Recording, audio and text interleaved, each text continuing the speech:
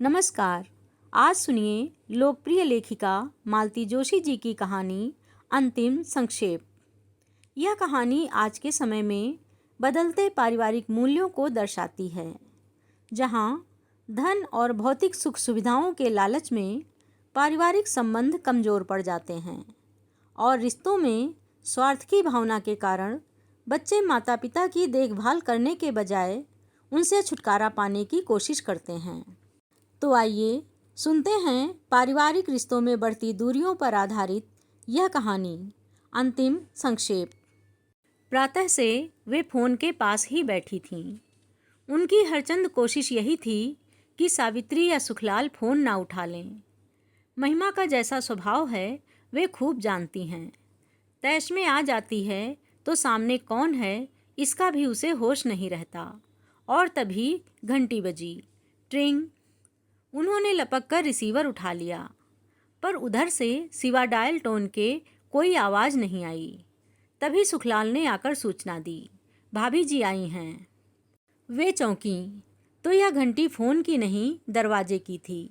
वे अपने में इतनी खोई हुई थीं कि उन्हें दोनों का अंतर भी पकड़ में ना आया। तो महिमा मई अब सशरीर पधारी हैं। आतंक से वे सिहर उठीं। बहू ने आकर पैर छुए तो उनसे आशीर्वाद देते भी ना बना। सुखलाल, जरा 2 कप चाय तो बना, और देखो चाशनी मत बना देना, बहू रानी कम शक्कर लेती हैं। हमें पता है, सुखलाल ने तुनक कर कहा और किचन में चला गया। उसका इरादा तो वहीं खड़े खड़े कुछ देखने सुनने का था, पर यही तो वे नहीं चाहती थीं। माना कि नौकरों से कुछ छिपा हुआ नहीं है, फिर भी उनके सामने प्रदर्शन अच्छा नहीं लगता। कैसी हो महिमा? उन्होंने वार्तालाप का औपचारिक शुभारंभ किया। बच्चे कैसे हैं? ठीक ही हैं, महिमा ने बेरुखी से कहा। आप तो यह बताइए कि अपने लाडले को कहाँ छुपा रखा है? छुपाऊंगी क्यों? वह क्या चोरी करके भागा है? तो फिर बारंबार माँ के आंचल में मुंह छिपाने क्यों चले आते हैं? तो क्या आधी रात को हंगामा करके जग हंसाई करवाएगा? लड़ने पर आ जाती हो तो तुम्हें ना तो पड़ोसियों का होश रहता है और ना नौकरों का। कितनी बार समझाया होगा कि बच्चे अब बड़े हो रहे हैं, उनका तो ख्याल किया करो। आप तो बस हर बात मुझसे ही कहती रहिए। कहने लायक बात होती है तो उससे भी कहती हूँ। खाक कहती हैं। आपकी शह पाकर ही तो वे इतने बेलौस बेखौफ होते जा रहे हैं। एक बार दरवाज़ा मत खोलिए, अपने आप ठिकाने आ जाएंगे। उनका मन हुआ कि कह दें, पति के मुंह पर दरवाज़ा बंद करने का हौसला पत्नी के पास हो सकता है, माँ ऐसा कलेजा कहाँ से लाए।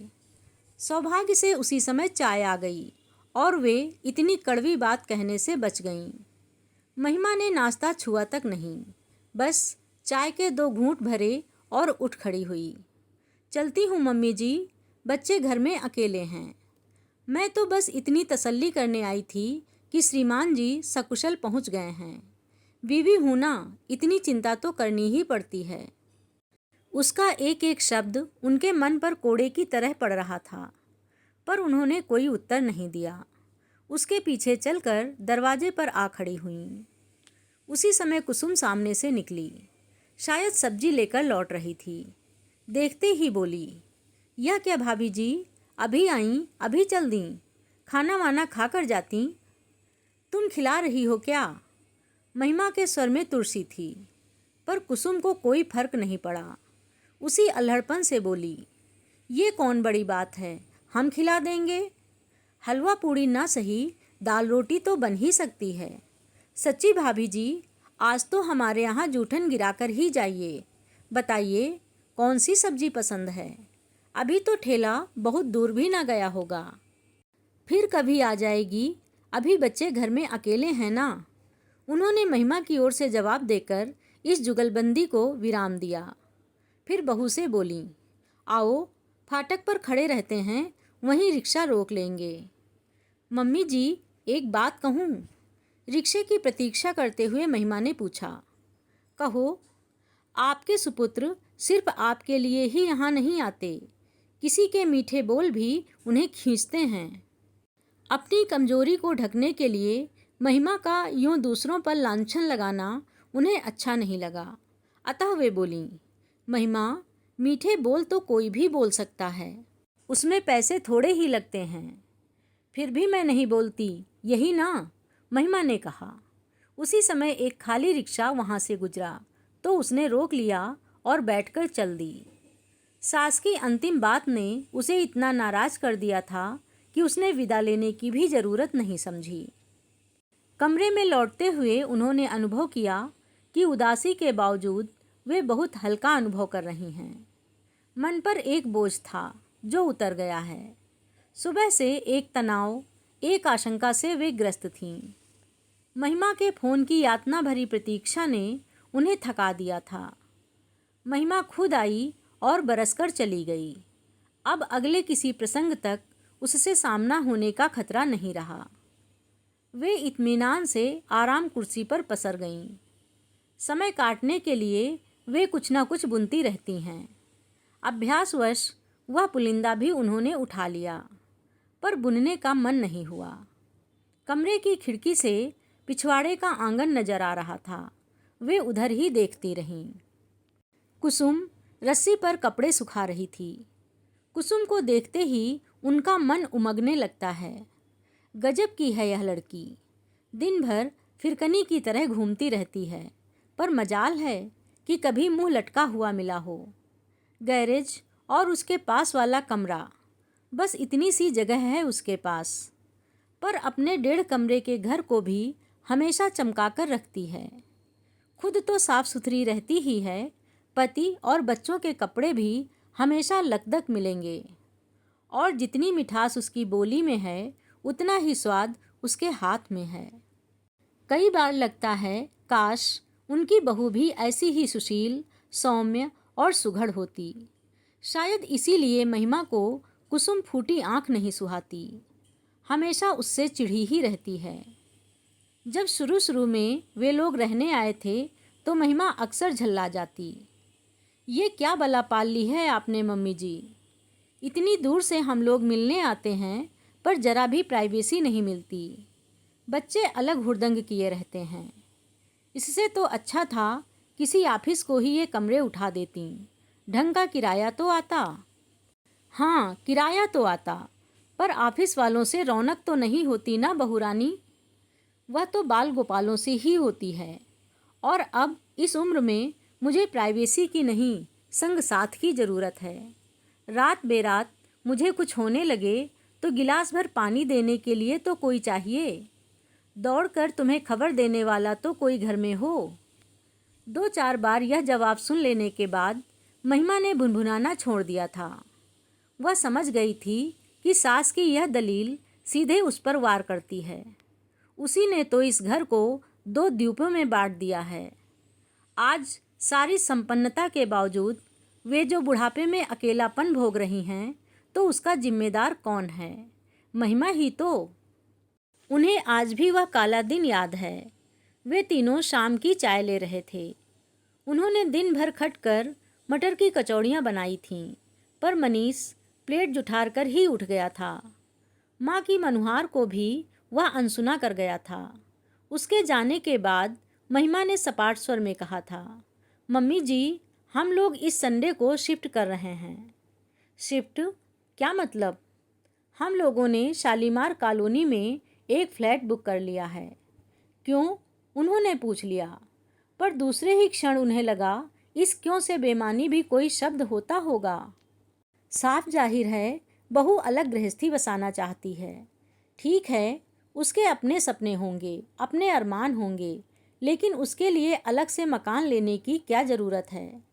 महिमा, उन्होंने शांत स्वर में कहा, तुम अलग रहना चाहती हो सो खुशी से रहो, पर उसके लिए इतनी दूर जाने की, इतना पैसा फूंकने की क्या ज़रूरत है? इतना बड़ा घर है, क्या इसमें 2 गृहस्थियाँ समा नहीं सकती? मेरी साफ गोई का बुरा ना माने मम्मी जी, पर ऐसे माहौल में मैं अपने बच्चे को जन्म नहीं दे सकती।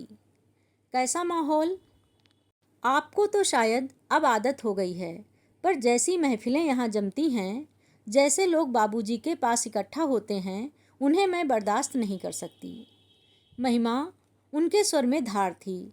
तुम इस घर की पहली बहू तो नहीं हो। जानती हूँ मम्मी जी, पर वे जो मुझसे पहले आई हैं, कितने दिन आपके पास रही हैं? बस मेहमानों की तरह आती हैं और 4 दिन रहकर चली जाती हैं। मेरी तरह 30 दिन यहाँ रहना पड़े तो पता चले। अभी उसी दिन यहाँ होती तो मज़ा आ जाता। किस दिन की बात कर रही हो? अच्छा हाँ, उस दिन मेजर साहब जरा ज़्यादा ही बहक गए थे। मैंने तो उसी दिन तुम्हारे बाबूजी से कह दिया था कि अब इस घर में बहू आ गई है, ढंग के लोगों को ही घर में बुलाया करें। किस किस को रोकेंगी आप? और फिर बाबूजी खुद भी तो। हाँ, पीते हैं। पुलिस की नौकरी का तोहफा है। जब उस नौकरी का सुख भोगा है तो यह भी भुगतना ही होगा। पर वे किसी को परेशान तो नहीं करते।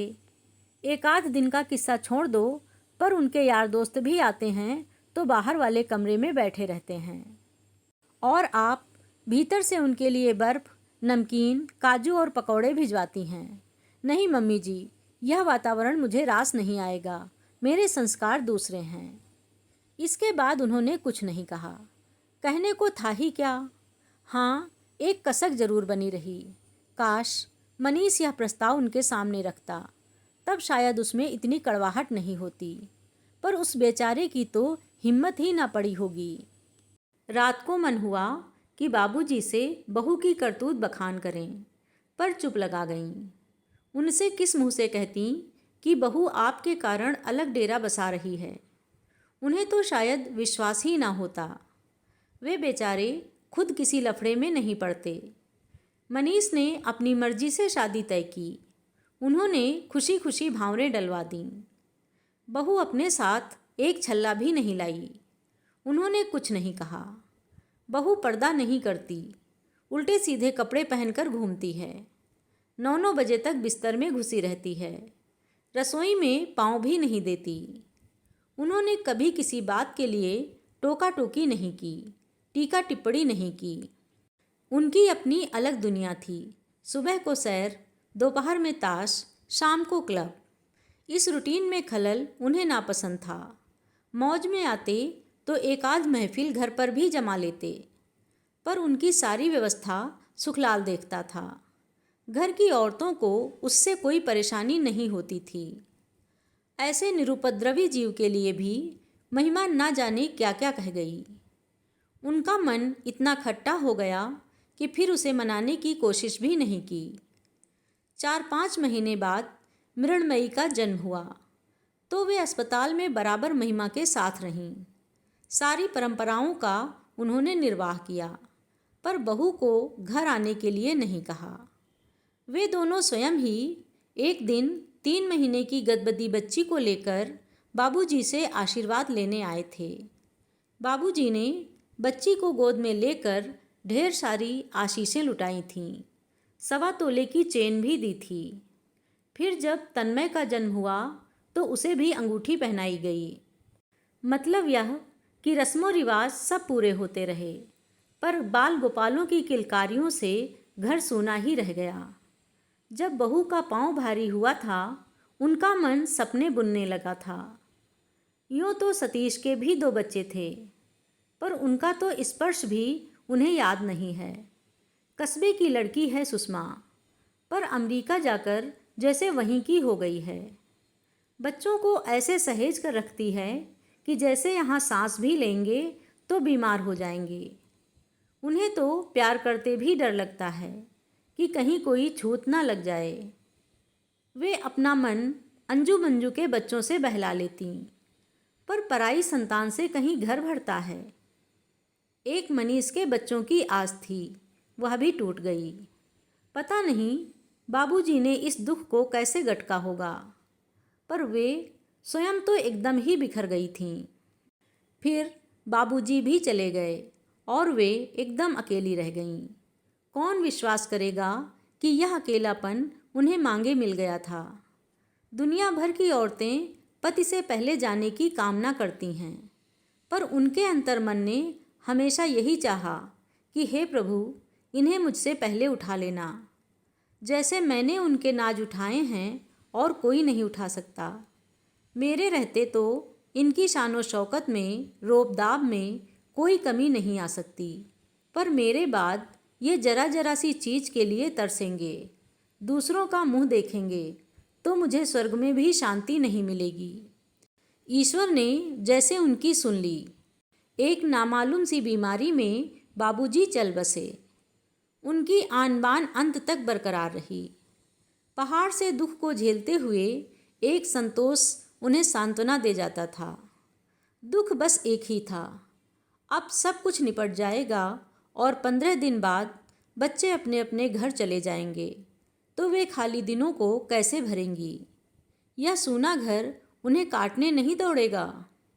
अमेरिका लौटते हुए सतीश भी चिंतित था। बार बार कह रहा था, मम्मी, मैं मनीष से कहता हूँ कि अब यहीं आकर रहे, या फिर तुम हमारे साथ चलो। उनका भी मन हुआ कि महिमा से कहें, जिनसे तुम्हें शिकायत थी वे तो चले गए, अब वापस आ जाओ। पर ऐसा कहना भी मानो उस दिवंगत आत्मा का अपमान होता। वे जब्त कर गईं। सतीश को उन्होंने समझा बुझाकर भेज दिया। तब यह सदाशिव और कुसुम का जोड़ा उनके आश्रय में आया था। इन्हें घर की ज़रूरत थी, उन्हें संग साथ की, तो नाम मात्र के किराए पर इन्हें रख लिया गया। नई नई शादी हुई थी, गोद में 6 महीने का बच्चा था। मम्मी जी को तो जैसे स्वर्ग मिल गया। 1.5 साल बाद कुसुम के यहाँ दूसरा बच्चा हुआ तो उन्होंने सास से बढ़कर सेवा की। उसके लिए हरीरा बनाया, दवाइयाँ कूटीं, गोंद मेथी के लड्डू बनाए। दोनों बच्चों को नहलाया धुलाया, साथ ही दर्जनों स्वेटर बना डाले। उनकी तोतली बोली से वे पुलकित होने लगीं और आने जाने वालों के साथ उनकी बाल लीलाओं का बखान करने लगीं। अपने नाती पोतों के लिए जो वर्षों से संचित प्यार उनके मन में था, वह इस जुगल जोड़ी पर बरसने लगा। यूँ तो ईश्वर ने उन्हें 4-4 बच्चे दिए थे, लेकिन लड़कियां तो अपने अपने घर की हो गईं और लड़कों में एक 7 समुंदर पार जाकर बैठा है और दूसरा शहर में भी है, तो किस काम का। वे तो अकेली ही पड़ गई हैं। शायद इसीलिए परमात्मा ने ये राम लक्ष्मण उनके आंगन में भेज दिए हैं। महिमा सब देखती और जल भुन जाती, कहती, कुसुम के तो मज़े हैं, 200 रुपल्ली में महलों का सुख भोग रही है, मुफ्त की आया मिली हुई है सो अलग। सुखलाल कहता है, भाभी जी, जरूर कोई पिछले जन्म का लेखा जोखा रहा होगा, नहीं तो सारी दुनिया छोड़कर ये लोग यहीं क्यों आते। वे सब सुनती हैं और मुस्करा देती हैं। मनीष कोई 12 बजे सोकर उठा होगा। उठकर सीधे उनके सामने आकर बैठ गया। बिखरे बाल, उतरा चेहरा, उदास आँखें। उनका मन हुआ उसे बाहों में लेकर प्यार कर लें, पर वे जब्त कर गईं। एक ज़माना था जब 2 बच्चों का बाप बन जाने के बाद भी वह उनकी गोद में लेट जाया करता था। महिमा ने ही उसकी यह आदत छुड़ाई थी। तब से वे भी एक औपचारिक दूरी बनाए रखती हैं। चाय पियोगे? ज़रूर, लेकिन तुम्हारा तो खाने का समय हो रहा होगा ना। तुम नहा धो लो, फिर खा लेंगे। चाय पीकर वह नहाने चला गया। वे उठकर रसोई में जाने को ही थीं कि रिंग आई। हेलो दादी माँ, मैं मीनू बोल रही हूँ। डैडी जाग गए क्या? हाँ, अभी अभी उठा है, नहाने गया है, थोड़ी देर बाद बात कर लेना। हाँ, मौका लगा तो ज़रूर करूँगी। दरअसल मैं उन्हें विश करना चाहती थी, आज उनका बर्थडे है ना। ओ माँ, उनके दिमाग से यह तारीख कैसे उतर गई? बच्चों के जन्मदिन मनाने का तो उनका खास अंदाज हुआ करता है। बच्चे जब छोटे थे तब तो खूब हंगामे हुआ करते थे। अब वैसा तो नहीं हो पाता, पर वे याद ज़रूर रखती हैं। बाहर वाले को कार्ड या पैसे भेज देती हैं, फ़ोन कर लेती हैं, मनीष के यहाँ मिठाई लेकर पहुँच जाती हैं या फिर उन लोगों को घर पर बुला लेती हैं। चीनू मीनू का जन्मदिन तो अक्सर यहीं मनाया जाता है और आज उन्हें मनीष का जन्मदिन भी याद ना रहा। वे सचमुच बूढ़ी होती जा रही हैं। उन्होंने फौरन सुखलाल को बाजार भेजा, सावित्री को मटर पुलाव और रायता बनाने का आदेश दिया और खुद हलवा भूनने बैठ गईं। माँ बेटे दोनों खाने पर बैठे तो मेज़ पकवानों से भरी हुई थी और पूरा कमरा अगरबत्ती से महक रहा था। अरे वाह, आज तो फीस्ट हो गई, मनीष ने कहा। Birthday feast? बर्थडे? ओ यस, आज मेरा हैप्पी बर्थडे है ना। वह उठा और उसने माँ के पैर छू लिए, फिर उनके गले में बाहें डालकर बोला, तो आपका यह नालायक बेटा आज कितने साल का हो गया? 36 का। ओह नो, इस स्पीड से मेरी उम्र में इजाफा होता रहा तो मैं 2-4 साल में बूढ़ा हो जाऊंगा। मीनू ने फ़ोन किया था, तुम्हें विश करना चाहती थी। बेचारे बच्चे, अपने डैडी की थोड़ी बहुत इज्जत तो करते हैं। बाकी लोग। सुबह महिमा खुद आई थी मुझे विश करने के लिए। शायद। ओ डियर मम्मा, अब आप यह पैचअप का धंधा छोड़ दो, कोई नई बात करो। और सच तो यह है कि इस समय कोई भी बात करने का मूड नहीं है। तुम्हारी यह सजी हुई मेज कब से बुला रही है, जरा उसके साथ न्याय कर लेने दो। वह टूट पड़ने के अंदाज में शुरू तो हो गया, पर 2-4 कौर खाकर ही उसने हाथ रोक लिया। अभी महिमा, जो मुझे यह सब खाते देख लेना तो गजब हो जाए। सच कहता हूँ, शी विल किल मी। इत्मीनान रखो, आज की तारीख में वह दोबारा नहीं आएगी। तो क्या हुआ, ये डॉक्टर लोग डरा देते हैं ना। एक तो तगड़ी फीस लेते हैं, ऊपर से भूखा मारते हैं। खाना खाकर वह फिर लेटने के मूड में था, पर उन्होंने टोक दिया, अब सीधे घर जाओ, बच्चों के लिए इमरती और कचौड़ियाँ रख दी हैं, ले जाना। और महिमा को यह साड़ी देना, शाम को पहनेगी। मम्मी, जन्मदिन मेरा है, उसका नहीं। पुरानी साड़ी है रे, उसे पसंद है इसलिए दे रही हूँ। और बेटे, तुम तो अपने हो, तुम्हें कुछ ना भी दूँ तो फर्क नहीं पड़ता, पर बहुओं को तो साधे रखना पड़ता है ना। वाह, क्या कहने हैं, कितनी बहुएं साथ ली आपने, जरा बताइए तो। मनीष ने हंसकर कहा, पर उसकी आंखों में उदासी के डोरे छलक आए थे। मनीष गया और वे निढाल होकर लेट गईं। क्या हो गया है इन बच्चों को, गृहस्थी की डोर कैसे उलझा कर रख दी है। 15 दिन भी शांति से नहीं बीत पाते। वे इतना समझाती हैं, पर दोनों ही जैसे जिद पर उतर आते हैं। शहर के दूसरे छोर पर रहता है मनीष, पर उस घर की अशांति की आँच उन तक आती ही रहती है। हर धमाके की गूंज उनके शांत जीवन को अस्त व्यस्त कर जाती है। पहला विस्फोट शायद उस दिन हुआ था जब मनीष क्लब से बेतहाशा पीकर लौटा था। घर में अच्छा खासा हंगामा हुआ होगा। नौकर ने खबर करने के लिए उन्हें फ़ोन किया था और वे उतनी रात को रिक्शा करके वहाँ पहुँची थीं। पहले तो उन्होंने मनीष को खूब आड़े हाथों लिया था, फिर पुचकारते हुए बोलीं, बेटे, तुम तो जानते हो, इसी एक ऐब के कारण तुम्हारे देवता स्वरूप पिता बिरादरी में कभी सिर ऊंचा करके नहीं चल सके।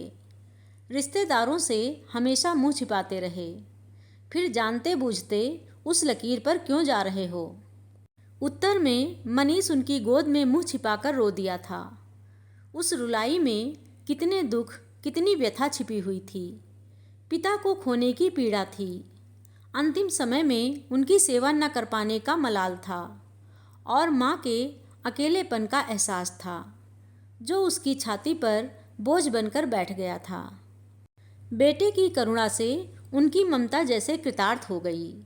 उसकी पीठ पर हाथ फेरते हुए बोलीं, माँ बाप किसी के जिंदगी भर नहीं बैठे रहते, आगे पीछे उन्हें जाना ही पड़ता है। तुम्हें तो खुश होना चाहिए कि तुम्हारे बाबूजी अपनी सारी जिम्मेदारियां पूरी करके गए हैं। मुझे भी उन्होंने मझधार में नहीं छोड़ा है, पूरी व्यवस्था कर गए हैं। और मैं ऐसी अकेली भी कहाँ हूँ। हाथ भर की दूरी पर ही तो हो तुम लोग, बस एक फ़ोन भर खटकाने की बात है। फिर बहू को समझाया था, इस तरह सामने वाले पर एकदम चढ़ नहीं बैठते। बहू रानी जरा सब्र से काम लेते हैं। एकाएक आदमी घर में दाखिल होता है तो अकेला नहीं होता, 100 तरह की चिंताएं साथ चली आती हैं, उनका ख्याल रखना होता है। महिमा ने मुंह बिचका दिया।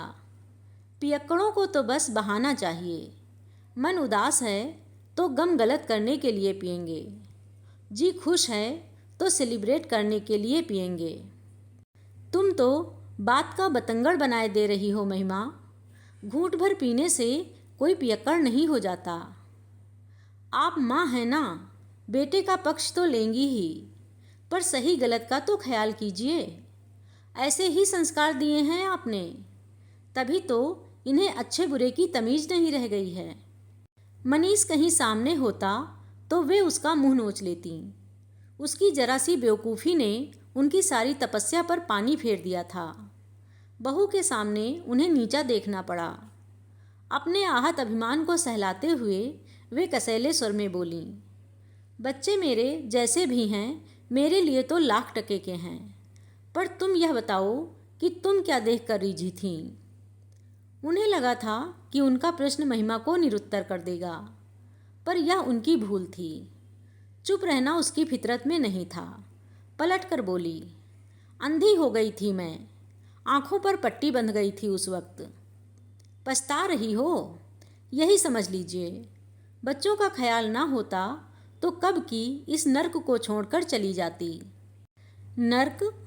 उनका नंदन कानन सा यह घर बहू के लिए नर्क बन गया है। अपमान से वे तिलमिला उठीं। समझ गईं कि इस संघर्ष में उन्हें बेटे की ढाल बनना है, नहीं तो बेचारा कहीं का ना रहेगा। तब से उनका घर मनीष के लिए शरणस्थली बन गया है। रणचंडी सी अपनी पत्नी से जब भागने की कोई राह नहीं मिलती तो वह आकर माँ के आंचल में दुबक जाता है। पति पत्नी का झगड़ा तब गौड़ हो जाता और सास बहू में शीत युद्ध ठन जाता। इस बार मनीष को देखे हफ्तों बीत गए हैं और उनका जी घबराने लगा है। चीनू मीनू की भी याद आ रही है, पर एकाएक महिमा के यहाँ जाने का वे साहस नहीं जुटा पाती। हाँ, उस घर को वे महिमा का घर ही समझती हैं, इसीलिए तो वहाँ जाने के लिए बहाने तलाशती रहती हैं। यूँ तो कुसुम पिछले हफ्ते पीहर से लौटी है। मीनू के लिए आम पापड़ की सौगात भी लाई है, पर उतना सा कारण महिमा के घर जाने के लिए काफ़ी नहीं लगता। कल मिसेज नायर केले के चिप्स और काजू के पैकेट दे गई हैं।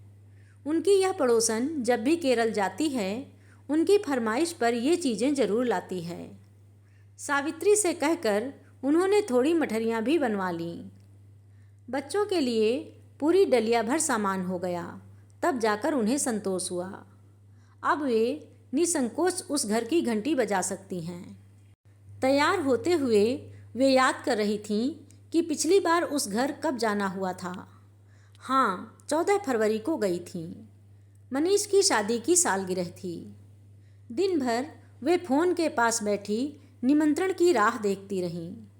उनके कान दरवाजे पर ही लगे रहे कि शायद दोनों आशीर्वाद लेने ही चले आएं, पर उन्हें अंततः निराशा ही हाथ लगी। आखिरकार मिठाई और फल फूल लेकर शाम को वे खुद ही चल पड़ीं। यहाँ पहुंचकर देखा उत्सव का कोई माहौल नहीं था। उल्टे घर पर एक सन्नाटा सा तारी था। उन्होंने हंसते हुए कहा, अरे आज तुम लोगों को याद भी है कि कौन सी तारीख है? लड़ने से फुर्सत मिले तब तो याद रहेगा। सोफे में धसी हुई मीनू बुदबुदाई। उसका वाक्य पूरा भी ना हुआ था कि महिमा उस पर झपटी। उन्होंने लपक कर उसका हाथ पकड़ लिया। ये क्या कर रही हो? सयानी लड़की पर यूँ हाथ नहीं उठाया जाता है। महिमा एकदम फुफकार उठी। कम से कम मेरे बच्चों के सामने तो मुझे जलील मत कीजिए, और पैर पटकती हुई अपने कमरे में चली गई। वे स्तब्ध रह गईं। क्या इस तरह अपमानित होने के लिए ही वे उतनी दूर से आई हैं?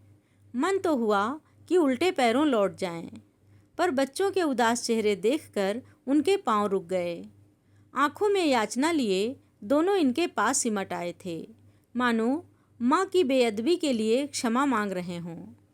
उनके सिर पर हाथ फेरते हुए फिर वे बच्चों के ही कमरे में जाकर बैठ गईं। थोड़ी देर बाद वातावरण जरा हल्का हो गया तो मीनू ने उन्हें वह पेंटिंग दिखाई जो उसने मम्मी पापा के लिए बनाई थी। चीनू भी बड़ा प्यारा सा कार्ड लाया था। सुबह चाय की मेज़ पर ही सरप्राइज़ देने का विचार था, पर झगड़ा शायद उससे पहले ही शुरू हो गया था। पापा सुबह से ही गायब हैं, खाने पर भी नहीं आए। झगड़ा किस बात पर हुआ था क्या पता, और आजकल कारण की तो शायद ज़रूरत ही नहीं पड़ती, दोनों सामने पड़ते ही शुरू हो जाते हैं, मीनू ने बताया। सच दादी, हम लोग तो इतने बोर हो जाते हैं कि क्या बताएं। दोस्तों के सामने इतनी शर्म आती है कि बस। चीनू भुनभुना रहा था। सच कहता हूँ, मैं किसी दिन घर छोड़कर भाग जाऊँगा। धत पगले, ऐसी बातें नहीं करते, उन्होंने उसे पुचकारते हुए कहा, पर वे सचमुच डर गई थीं। इस कच्ची उम्र का कोई भरोसा है। आवेश में बच्चे कुछ भी कर सकते हैं, पर इनके माँ बाप को अक्ल आए तब ना। बच्चों को समझा बुझाकर चलने को हुई तो महिमा ने आकर रास्ता रोक लिया। नहीं मम्मी जी, आप इस तरह चली जाएंगी तो मैं समझूंगी नाराज होकर जा रही हैं। यह खूब रही, पहले तो बदतमीजी करो और फिर आकर लाड़ जताओ। तब तक चीनू रिक्शा ले आया था, पर महिमा ने उसे लौटाते हुए ऐलान कर दिया, दादी खाना खाकर जाएंगी। वे चाहती तो जिद कर सकती थीं, पर बहू के आंसू धुले चेहरे को देखकर ममता हो आई। माँ की मनुहार भरी मुद्रा देखकर बच्चों के चेहरे भी खिल उठे थे। बेचारे दिन भर घर में मुंह लटकाए बैठे थे। घर का माहौल बदलते ही खुशी खुशी संगी साथियों से मिलने चले गए। घर सूना हो गया। उस एकांत का लाभ उठाते हुए वे बोलीं, महिमा, मैं यहाँ खाना खाने नहीं आई थी, मैं तो तुम लोगों की खुशी में शरीक होने आई थी, पर यहाँ आकर पता चला कि खुशी नामक चीज़ ही इस घर से गायब है। महिमा ने उनका वाक्य पूरा किया। और अब आप इसके लिए भी मुझे ही दोषी ठहराएंगी, ठीक है ना? उन्होंने कोई जवाब नहीं दिया और चुपचाप मटर की फलियां छीलने बैठ गईं। वे व्यर्थ के विवाद से बचना चाहती हैं।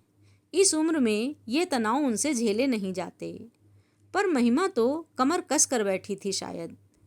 इसीलिए मम्मी जी को मनुहार करके खाने के लिए रोक लिया। मम्मी जी, वह शुरू हो गई थी, पानी अब सचमुच सिर से ऊपर होता जा रहा है। मेरी सहनशीलता की सारी सीमाएं समाप्त होती जा रही हैं। इस तरह हिम्मत नहीं हारते महिमा, औरत को तो सहना ही पड़ता है। उसकी सहन शक्ति के बल पर ही तो गृहस्थी की इमारत खड़ी होती है। वह तो नींव है घर की। क्यों, घर क्या अकेली औरत का होता है? जो कुछ सहना है, झेलना है, वह क्या सिर्फ उसी के मत्थे आएगा? पुरुष की कोई जिम्मेदारी नहीं है। मैं तुमसे बहस में जीत नहीं सकती महिमा, क्योंकि मेरे पास डिग्रियां नहीं हैं, सिर्फ अनुभव हैं। उसी के आधार पर कह सकती हूँ कि तुमने अभी सहा ही क्या है। अपने बाबूजी को तो तुमने ढलती उम्र में ही देखा है। तुम नहीं जानती कि अपने ज़माने में वे क्या हुआ करते थे। घर में पाँव देते थे तो सन्नाटा सा खिंच जाता था। बच्चे, नौकर चाकर, कोई उनके सामने नहीं पड़ता था। पहले उनके तेवर का अंदाज़ा लगाया जाता था, उसके बाद ही कोई बात होती थी। लेकिन ऐसे आदमी के साथ भी निभा ले गई मैं। पूरे 40 साल तक डटी रही। अगर घर में रोज़ महाभारत मचता तो क्या हासिल होता? बच्चे क्या किसी लायक बन पाते? उल्टे घर से भाग जाते। ये घर छोड़ने वाली बात वे अनायास ही कह गई थीं। शायद चीनू की बात मन में घर कर गई हो। बाबूजी पुलिस वाले थे ना, महिमा ने उसास भरकर कहा। रोब दाब तो उनका होना ही था। पीते पिलाते भी रहे होंगे, पर कम से कम दूसरी औरतों का चक्कर तो ना था। बहुत सारी ना सही, पर एक औरत तो उनकी ज़िंदगी में भी आई थी। क्या कह रही हैं? सच ही कह रही हूँ। और कितनी शांति से, कितने इत्मीनान से कह रही हैं। तो क्या हाय तौबा मचाऊं? वह तो उस वक्त भी नहीं मचाई थी। अब बासी कढ़ी को उबाल क्यों दूं? और सच पूछो तो बवाल मचाने जैसा कुछ था भी नहीं। एक बात थी जो उठने से पहले ही दब गई। इनकी बुआ की ननद थी। एक तो उस रिश्ते से शादी संभव नहीं थी, तिस पर वह बाल विधवा भी थी। उस जमाने में तो ऐसे ब्याह को कोई सोच भी नहीं सकता था। इसी बात पर पढ़ाई लिखाई छोड़कर वे पुलिस में भर्ती हो गए थे। पीने की लत भी शायद तभी पाल ली थी। आपको बुरा नहीं लगता था? क्यों नहीं, पर मैंने उस बात को प्रारब्ध का लेख समझकर स्वीकार कर लिया था। एक बार अगर भाग्य के लिखे से समझौता कर लो तो सहने में आसानी हो जाती है। वाह, क्या जीवन दर्शन है, क्या फिलॉसफी है। जब तक वे यह समझ पाती कि महिमा उनकी प्रशंसा कर रही है या उपहास, उसका स्वर आक्रामक हो उठा। आप सोच रही होंगी कि आपने बड़ा भारी त्याग किया है, एक आदर्श स्थापित किया है, पर शायद आप नहीं जानती कि आपने अपने साथ तो छल किया ही है, अपने बच्चों के साथ भी अन्याय किया है। क्या बात करती हो, उल्टे मैंने तो बच्चों का मुंह देखकर ही यह जहर का घूंट पिया था। यही तो मैं कह रही हूँ, क्यों पिया था यह जहर? बच्चों के सामने अपनी सहनशीलता की गलत मिसाल कायम करने की क्या ज़रूरत थी? अब आपके बच्चे अपनी बीवियों से भी उसी दरियादिली की अपेक्षा रखते हैं। वे भी चाहते हैं कि उनकी सारी कारगुजारी आंख मूंद कर स्वीकार कर लूं और आवाज़ भी ना उठाऊं। यह नहीं होगा, मैं कह देती हूँ। महिमा, उन्होंने शांत स्वर में कहा, मेरी पीढ़ी का जो धर्म था मैंने निभाया। वह धर्म तुम्हारा नहीं हो सकता, मुझे मालूम है। हम दोनों की सोच में पूरे 32 साल का अंतर है। इसीलिए कहती हूँ कि तुम अपने युग की मान्यताओं पर चलो, पर बीती बातों को लेकर बहस करने बैठ जाओगी तो बड़ी मुश्किल होगी। बच्चे बाहर से लौट आए थे और उस दिन यह बात वहीं पर रुक गई थी। बाद में घर लौटकर यह बात उनके मन में कौंधी कि महिमा ने यह औरतों वाली बात क्यों उठाई थी। उसके बाद मनीष एक आध बार घर भी आया था। एक बार दोनों साथ आए थे, पर इतने खुश नजर आ रहे थे कि बेवजह यह बात उठाने का मन ही नहीं हुआ। मनीष शुरू से ही हंसोड़ और खिलंदड़ किस्म का लड़का रहा है। उस घर का माहौल तो पता नहीं कैसा हो गया है, पर इस घर में सारी रौनक मनीष के दम से ही हुआ करती थी। बाहर भी उसके चाहने वालों की कमी नहीं थी। जहाँ खड़ा होता था अपने इर्द गिर्द भीड़ जुटा ही लेता था। अपने हंसमुख और सुदर्शन व्यक्तित्व के कारण लड़कियों को भी वह आकर्षित किए रहता था। अंजू मंजू की सहेलियों का तो वह चहेता भैया हुआ करता था। अपने बेटे की लोकप्रियता पर जितना उन्हें नाज था, उतनी ही महिमा को चिढ़ थी। पति की मंडली उसे फूटी आंखों नहीं सुहाती थी। आभिजात्य की उसकी कल्पनाएं बहुत अलग थीं। वह मनीष को उनमें फिट करना चाहती थी और सारे झगड़े वहीं से शुरू होते थे। मनीष धीरे धीरे घर से छिटकता जा रहा है, यह वे भी अनुभव कर रही थीं।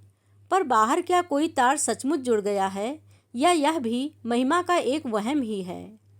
महिमा के यहाँ जब भी जाने का मन हुआ, इसी असमंजस ने उनका रास्ता रोक लिया। किसी भी अप्रिय विवाद से वे हमेशा बचना चाहती थीं और महिमा है कि बहस के लिए जैसे तैयार खड़ी रहती है। उस दिन भी फिर जाना नहीं हो सका। फल फूल की डलिया वहीं पैसेज में रैक पर पड़ी रही। तीसरे दिन सुबह सुबह घंटी बजी। दरवाज़ा खोल कर देखा तो मीनू थी। उन्होंने लपक कर उसे अंक में भर लिया। चलो, अपनी बूढ़ी दादी की तुम्हें याद तो आई? मैं 2 दिन से पोटली बांध कर बैठी हूँ, पर निकलना ही नहीं हो पाया। लेकिन कहते हैं ना कि दिल की दिल से राह होती है। उनकी बात पूरी होने से पहले ही मीनू छिटक कर सोफे पर जा बैठी और गंभीर स्वर में बोली, दादी, घर से किसी का फ़ोन आए तो बताना मत कि मैं यहाँ हूँ। क्या मतलब? उस दिन आपने चीनू से कहा था ना कि अगर कभी भागने का मन हो तो सीधे मेरे यहाँ चले आना, मैं छुपा लूँगी। तो तुम भाग कर आई हो? जी। क्या फिर कोई झगड़ा हुआ है? हुआ तो नहीं है, पर होगा ज़रूर। पापा टूर पर दिल्ली गए हुए हैं, आज ही लौटने वाले हैं। मम्मी को पता चला है कि मोनिका आंटी भी उनके साथ गई हैं, बस शाम से ही भरी बैठी हैं। पापा के आने भर की देर है, फिर देखिए आज कैसा धमाका होता है। उफ दादी, यह सब हमारे ही घर में क्यों होता है? ये मोनिका आंटी कौन है? पापा की कलीग हैं मिसेज भटनागर। हो सकता है वे भी दफ्तर के काम से गई हों। हो क्यों नहीं सकता, पर मम्मी की कल्पना तो पंख लगाकर उड़ती है ना। हवा देने वाले भी तो कम नहीं हैं। दफ्तर के ही किसी शुभचिंतक ने उन्हें फ़ोन किया था। छी छी, मनीष यह क्या कर रहा है। वे तो जैसे शर्म से गड़ ही गईं। आज इतनी सी लड़की के सामने वे किस कदर अपराधी अनुभव कर रही हैं। पर उस इतनी सी लड़की का अगला वाक्य सुनकर तो वे विस्मित ही रह गईं। वह कह रही थी, अगर मम्मी की आशंका सच भी है तो उपाय क्या है। यह आफत तो उनकी खुद की बुलाई है। अगर घर में रात दिन चकचक मची रहे तो आदमी बाहर स्नेह और सहानुभूति खोजता ही है। उसमें आश्चर्य क्या है और गलत भी क्या है। वे मीनू को देखती रह गईं। बित्ते भर की लड़की इतना सब सोच लेती है। ऐसा तो नहीं कि घर के वातावरण ने उसे असमय ही प्रौढ़ बना दिया है। उन्हें महिमा पर गुस्सा आने लगा। अपनी हठधर्मी के कारण उसने बच्चों से उनका बचपन ही छीन लिया है। वे शाम तक प्रतीक्षा करती रहीं, पर किसी ने मीनू की खोज खबर नहीं ली। यूनिफॉर्म पहनकर घर से निकली थी तो 2 बजे तक तो किसी को चिंता भी नहीं होगी। महिमा खुद 5 बजे के बाद ही घर पहुंचती है, पर उसके बाद वे पल पल बेचैन होने लगीं। फिर उनसे नहीं रहा गया। ताव खाकर खुद ही चल दीं। सोच लिया कि दोनों को आज चलकर डांट पिलानी है। अगर तुम लोग बच्चों को एक शांत और स्नेह भरा घर नहीं दे सकते हो तो और क्या दोगे। रोटी कपड़े पर तो अनाथ बच्चे भी पल जाते हैं, पर माँ बाप से तो कुछ उम्मीदें होती हैं। चीनू मुंह लटकाए दरवाजे पर ही खड़ा था। वे कुछ कहती इससे पहले ही वह बोल पड़ा, दादी, दीदी आज सुबह से ही गायब है। क्या मतलब? स्कूल में फ़ोन किया था? नहीं, पड़ोस की वासंती बता रही थी कि वह आज स्कूल गई ही नहीं। सहेलियों के यहाँ देखा? 1-2 के यहाँ देखा था, फिर मम्मी ने ही मना कर दिया। चीनू, भीतर से कड़कती आवाज़ आई। दादी भीतर नहीं आएंगी क्या, जो दरवाजे पर ही सारी रामायण सुना रहा है। उन्होंने भीतर आते हुए कहा, बहू, भावुक होती हैं तो उनके मुंह से बहू ही निकलता है। ये चीनू क्या कह रहा है? जो भी कह रहा है आपने सुन तो लिया। और तुम हाथ पर हाथ धरे बैठी हो। गजब की माँ हो। हाथ पर हाथ धरे कोई नहीं बैठा है मम्मी जी, सिर्फ चीनू को रोक दिया था। वह तो पूरे शहर में मुनादी करवा देता। मैंने भैया को फ़ोन कर दिया है, आते ही होंगे। हो सकता है मीनू भी वहीं हो। फ़ोन तो मुझे भी किया जा सकता था, जानबूझकर नहीं किया। एक तो मैं वैसे ही परेशान हूँ, उस पर आपका प्रवचन सुनने की ताकत नहीं थी मुझ में, कम से कम आज। वे स्तब्ध रह गईं। तो मैं प्रवचन देती हूँ? और क्या कहूँ मम्मी जी, उपदेश देने का एक मौका भी छोड़ती हैं आप। आप खुद सोचिए, मेरे घर में जरा खटपट हुई नहीं कि आप शुरू हो जाती हैं। आपने कैसे गृहस्थी चलाई है, कैसे पति की सेवा की है, कैसे बच्चे पाले हैं, कैसे संस्कार दिए हैं, कहती नहीं थकी होंगी आप। पर मेरे सुन सुनकर कान पक गए हैं। पल भर को वे चुप रह गईं। मन हुआ 2 घड़ी सुस्ताकर आत्मनिरीक्षण कर लें। क्या सचमुच वे बात बेबात पर भाषण देने लगती हैं? क्या यह उनकी अनधिकार चेष्टा है? क्या उनकी अनुभव सिद्ध बातें महिमा को इतनी कड़वी लगती हैं कि उसकी भाषा शिष्टाचार की सारी सीमा लांघ जाती? इसका तो यह मतलब हुआ कि अपने बच्चों को, उनकी गृहस्थी को बर्बाद होते देखते रहो, पर मुँह से कुछ ना कहो। महिमा, उन्होंने बड़ी देर बाद कसैले स्वर में कहा, कहने वाली बात होती है तभी कुछ कहती हूँ मैं। अगर तुम्हें बुरा लगता है तो आगे से चुप रहा करूँगी। मैं जानती हूँ बच्चों के मामले में तुम मुझसे ज़्यादा समझदार हो। मैंने बच्चों को जैसे भी पाला हो, जैसे भी संस्कार दिए हों, पर एक बात ज़रूर कहूँगी, घर छोड़कर कभी कोई नहीं भागा था। तुम्हारी लड़की अगर घर से भागी है तो सिर्फ तुम्हारी वजह से। यह तो गनीमत समझो कि वह सीधे मेरे पास ही पहुंची थी, कहीं और भी तो जा सकती थी। तो मीनू आपके यहाँ है। महिमा ने लाख कोशिश की, पर अपनी राहत का एहसास वह छिपा नहीं सकी। दूसरे क्षण उसके चेहरे ने फिर उदासीनता ओढ़ ली और वह सपाट स्वर में बोली, मुझे लगा था नानी के यहाँ ही गई होगी। अच्छा ही हुआ ना। इस मनह स्थिति में ननिहाल जाती तो वहाँ भी सब उगल देती। बच्चों को इतना विवेक कहाँ होता है। महिमा, तुम्हारे बच्चे अभी इतने बड़े नहीं हुए हैं कि उनके सामने जिंदगी की। मम्मी जी, आप एक बार अच्छी तरह तय कर लीजिए।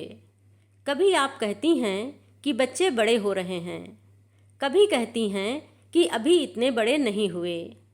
वैसे 100 बातों की एक बात यह है कि जिंदगी की सच्चाई जानने का हक सबको है। उम्र से इसमें कोई फर्क नहीं पड़ता। इसीलिए तुम बच्चों को सब कुछ बताए दे रही हो। जी हाँ, ताकि उन्हें सही गलत की पहचान हो सके। यह पहचान तो उन्हें उम्र के साथ ही होगी, पर इस समय तो उन्हें तुमसे सिर्फ वितृष्णा हो रही है। हमेशा ही होता है महिमा। माँ बाप जब 2 खेमों में बट जाते हैं तो बच्चे किसी एक का पक्ष ले लेते हैं, और यह पक्ष वही होता है जो चुप रहता है। वह सारी सहानुभूति बटोर लेता है। तुम कहोगी मैं फिर शुरू हो गई, पर क्या करूं? इस लड़ाई में तुम इतनी अकेली पड़ गई हो कि कहे बिना रहा ही नहीं जाता। आश्चर्य, इस बार महिमा ने कोई जवाब नहीं दिया। लगा कि इस व्यर्थ की बहसबाजी से वह थक गई है। मज़े की बात तो यह थी कि बहस के असली मुद्दे से दोनों ही कतरा रही थीं। मीनू का तो बहाना भर था, वे तो यहाँ मनीष की खोज में आई थीं, पर जब महिमा ने उसका जिक्र तक नहीं किया तो वे भी चुप लगा गईं। अपना आना उन्हें एकाएक अप्रासंगिक लगने लगा, अतः उठते हुए बोलीं, मैं अब चलूँगी। लड़की घर में अकेली है। मैं तो इसलिए आई थी कि तुम्हें खबर भी दे दूं और उसके कपड़े भी लेती चलूं। 2-4 दिन अपने पास ही रखूंगी। महिमा ने कोई प्रतिवाद नहीं किया। चीनू जब तक रिक्शा लाता वह मीनू का बैग भर चुकी थी। लौटते हुए उनकी आंखों के सामने महिमा का बुझा बुझा सा चेहरा घूमता रहा। इतना हताश और उदास उसे पहले कभी नहीं देखा था। उसने मनीष का नाम नहीं लिया तो क्या हुआ? वे जानती हैं कि वह मन ही मन उफन रही होगी। उसके रोष की आँच ने तो आज उन्हें भी नहीं बख्शा था, और रोष आना स्वाभाविक ही था। उन्हें याद है जब पहली बार उन्हें उमा के बारे में मालूम हुआ था तो वे कितना रोई थीं। बच्चे अगर गोद में ना होते तो वे कुएं में छलांग ही लगा देतीं। अपनी सोने सी घर गृहस्थी पल भर में उनके लिए मिट्टी हो गई थी। सतीश और अंजू को उठाकर वे सीधे अजमेर अपने पीहर पहुंच गई थीं। महीना भर खूब आनंद में भरपूर लाड़ प्यार में बीता। फिर लगा कि धीरे धीरे भाभियों के तेवर बदलने लगे हैं। ननंद के पास बैठकर हंसी ठिठोली करना, उसकी पसंद की चीज़ें बनाना, बच्चों के लिए खेल खिलौने लाना, ये बातें धीरे धीरे कम होने लगीं। कहाँ तो वे उसे पानी का गिलास नहीं उठाने देती थीं। अब कई बार शाम को पूरा चौका उसके भरोसे छोड़ पति के साथ घूमने निकल जाती। सिनेमा जाते ननद को साथ ले जाना भी उन्हें नागवार गुजरता। भाइयों के स्नेह के उत्ताप में भी कुछ कमी आने लगी। माँ की आंखें भी जैसे कुछ पूछती सी लगतीं।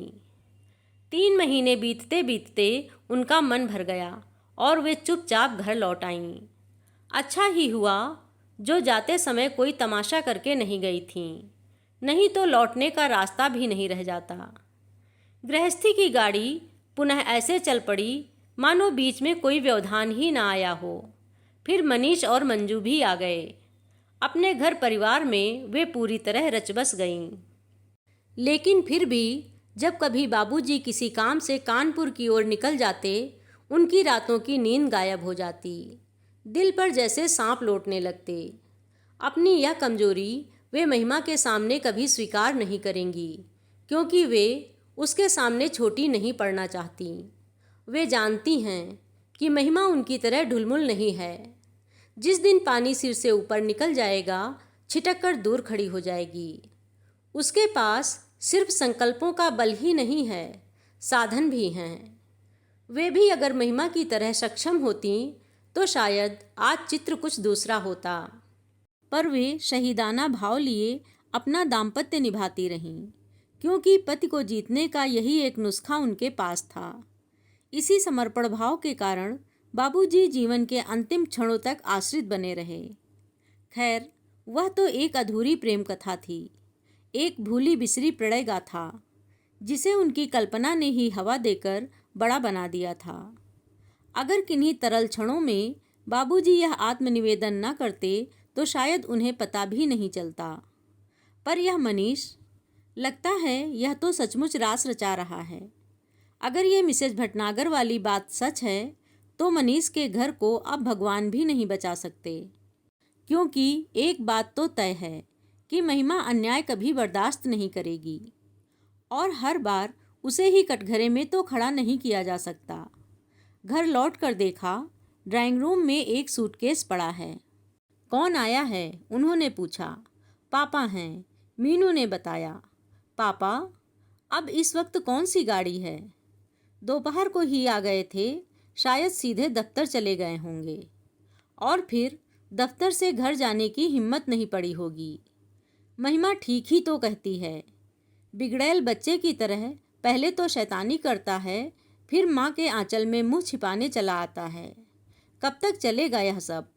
कब तक वे उसकी ढाल बनी रहेंगी, उसकी पैरवी करती रहेंगी?